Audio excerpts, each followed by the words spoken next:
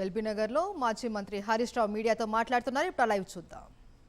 Real estate వ్యాపారంలో తిరోగమనం ఏంది? రాష్ట్రమే వెనుక్కుపోతుంది నీ పాలనలో. ఇలా ప్రభుత్వ విద్య రేవంత్ రెడ్డి హయాంలో పోయిన సంవత్సరం నుంచి ఈ సంవత్సరానికి 47,000 మంది పిల్లలు ప్రభుత్వ పాఠశాలల్లో తగ్గారు.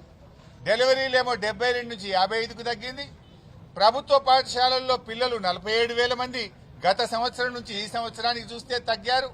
జీఎస్టీ చూస్తే పోయిన సెప్టెంబర్కు ఈ సంవత్సరం సెప్టెంబర్కు చూస్తే 5% మైనస్లకు పోయింది జీఎస్టీ. కేసీఆర్ గారి హయాంలో ఎప్పుడు 16% పెరిగితే రేవంత్ గారి హయాంలో 5% జీఎస్టీ తగ్గింది. రియల్ ఎస్టేట్ అయితే కుప్పగూలింది. రాష్ట్ర ప్రభుత్వ ఆదాయం తగ్గింది. ఇవాళ నువ్వు సిగ్గుపడాలి, ఆత్మ విమర్శ చేసుకోవాలి. ఈ రాష్ట్రం అద్భుతంగా 10 ఏళ్లలో దేశానికి దిక్సూచిగా కేసీఆర్ నిలబెడితే నీ పాలనలో రాష్ట్రం తిరోగమనం పట్టింది. ఇవాళ అదేవిధంగా బస్తీ దవాఖాన్లు కేసీఆర్ గారి హయాంలో 450 బస్తీ దవాఖాన్లు పెట్టాం. కేంద్ర ప్రభుత్వం 15వ ఆర్థిక సంఘం బస్తీ దవాఖాన్లను చూసి మెచ్చుకున్నది.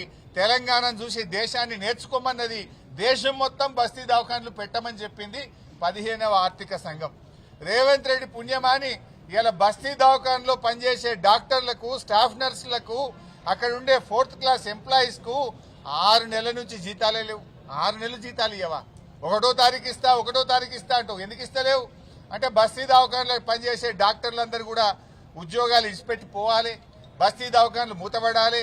కేసీఆర్ గారు బస్తీ దవాఖాన్లు పెట్టింది కనుక ఈ బస్తీ దవాఖాన్లు నడవద్దు, పేదలకు వైద్యం దొరకొద్దు అనుకుంటున్నావా? హైదరాబాద్ నగరంలోనే 350 బస్తీ దవాఖాన్లు పెట్టిండు కేసీఆర్. ఇలా జూబ్లీ హిల్స్ ప్రజలకు బస్తీలలో ఏం చెప్తున్నా ఆయన? బస్తీ దవాఖాన్లలో డాక్టర్లకు, స్టాఫ్ నర్సుకు 6 నెలల నుంచి జీతాలు ఇవ్వలే. గతంలో 108 రకాల మందులు బస్తీ దవాఖాన్లలో దొరికితే ఇలా 40 రకాల మందులు కూడా బస్తీ దవాఖాన్లలో దొరుకుతలేవు. మందులు లేకుండా చేసినా, డాక్టర్లు లేకుండా చేసినా, డాక్టర్లకు జీతాలు ఇవ్వలేదు. ఇదేనా నువ్వు చేసింది?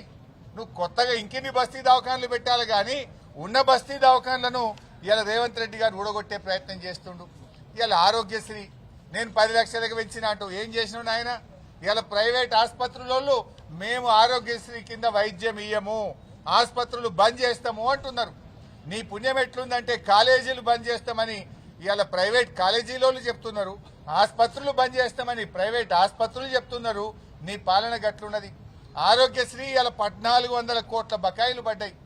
ఆరోగ్యశ్రీకి కేసీఆర్ గారు ప్రభుత్వం ఉండగా ఎప్పటికప్పుడు నిధులు ఇచ్చాం, మంచి వైద్యం అందించాం.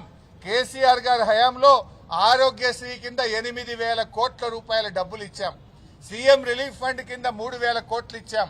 పేదల వైద్యం కోసం ఆరోగ్యశ్రీ సీఎంఆర్ఎఫ్ కింద 11,000 కోట్ల రూపాయలు కేసీఆర్ గారు ప్రభుత్వం ఖర్చు పెట్టింది. నువ్వు వచ్చినాక 1,400 కోట్లు ఆరోగ్యశ్రీ కింద బకాయి పడ్డాయి. ఇవాళ పేదలకు ప్రైవేట్ ఆసుపత్రుల్లో ఆరోగ్యశ్రీ సేవలు నిలిచిపోయినాయి. సిగ్గుపడాలి నువ్వు. ఇప్పటికైనా ఆరోగ్యశ్రీ నిధులు విడుదల చేయి, పేదలకు వైద్యం అందేటట్టు తక్షణమే చర్యలు తీసుకోవాలని చెప్పి ప్రభుత్వాన్ని మేము డిమాండ్ చేస్తా ఉన్నాం. కంటి వెలుగు ప్రతి సంవత్సరం వృద్ధ మహిళలకు, గ్రామీణ ప్రాంతాల్లో ఉండే పేదలకు, బస్తీల్లో ఉండే ప్రజలకు ఉచితంగా బస్తీలోనే కంటి పరీక్ష చేసి కళ్లద్దాలిచ్చిన ప్రభుత్వం కేసీఆర్ ప్రభుత్వం. 2 సార్లు మేము కంటి వెలుగు చేశాం. మరి ఎందుకు కంటి వెలుగు బంద్ పెట్టినావు? కంటి వెలుగు అంటే కేసీఆర్ యాదికొస్తాడని నీకు భయం అవుతుందా? కంటి వెలుగు అనగానే వృద్ధులకు కేసీఆర్ కళ్ళల్లో కనబడతాడని నీకు భయం అవుతుందా?